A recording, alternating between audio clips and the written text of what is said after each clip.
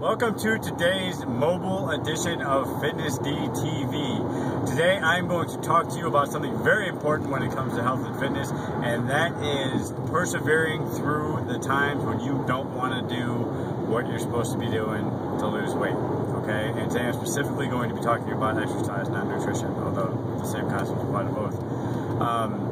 There are going to be lots of times when you either don't want to work out and you still have to, or you're going to be working out and you're going to want to quit. You're going to not want to put forth as much of an effort. You're going to not want to work out for as long as you need to. And the bottom line is that you have got to do it anyway.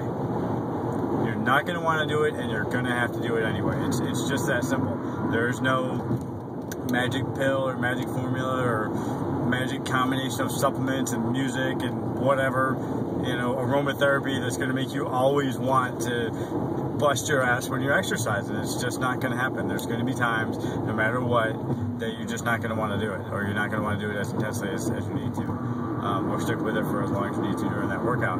And as is always the case, I use myself as an example. I just got done working out. I'm training for a particular specialized physical fitness test in the military, and for this test, part of the test is running 4 miles, and I can run 4 miles. I'm a runner. I'm not like any kind of marathon man or anything, but I can run 4, 6, 7, 8 miles at a reasonable pace. Not out there road racing. Well, this particular test, I need to be able to run fairly fast, so that's hard for me. Running is not my forte. When I say I'm a runner, maybe I should rephrase that to say I run. I'm not really a runner. In fact, there was one time in my life where I would avoid running like the plague, but now I run all the time, and I don't run because I particularly enjoy it. I do enjoy it sometimes, and it certainly has its benefits, but I do it because it's hard, because I get the most out of it. The things that challenge your body the most are the things that you're going to get the most results from, and running is particularly hard for me, so I do it.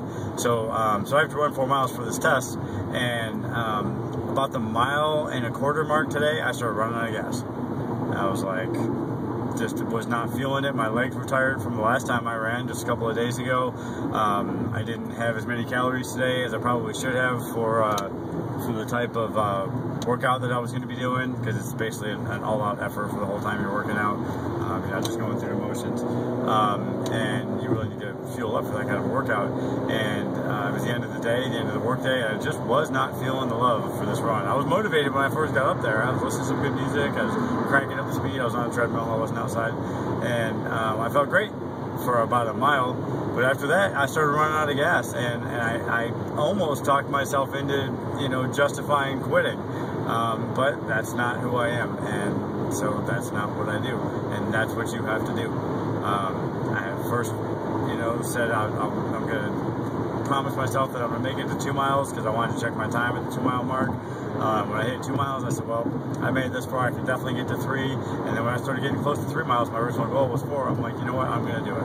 Even if I have to just slow down and just not, break any land speed records, but at least keep running until I hit 4 miles. And I had time to do that for the point of my day when I could have slowed down and still, finish my exercise session in time. And before all was said and done, I caught my breath, and I kept on going, and I managed to finish the run in at least as good as, if not better time than I've done that same 4 miles in before. And considering the fact that at the 1.25 mile mark I felt like quitting, that's quite an accomplishment. And that's exactly what you're going to have to do sometimes. You're going to have to power through those times when you just don't want to do it. Or you're doing it, but you're just going through the motions, and you're not really doing it intensely enough to get anything out of it. So I'm not going to sugarcoat it and say that every single time you work out, you're going to hear the theme from Rocky playing in your head, and you're going to see yourself as this picture-perfect man or woman, and that image is going to power you through every single exercise session for your entire life, because it's crap. It's not going to happen. Sometimes you just have to put your head down, keep putting one foot in front of the other if you're running or doing some kind of cardio exercise, or keep picking up those weights if you're doing resistance training, or whatever it is that you're doing. Just keep doing it. It's just that simple, and your workout will be over eventually. But I want to keep these videos real and give you real advice that's really going to help you out there in the world. And realistically, there's going to be times when you're not going to want to do it, but you still have to, because as soon as you give in, that one time and say it's okay for you to stop, you have opened the door to do it again and again and again. And before you know it, you're doing it all the time, and you're right back to where you started from, and you're not getting any results. Okay, so when push comes to shove and you don't feel like doing it, that is when you really have got to do it. And I promise you,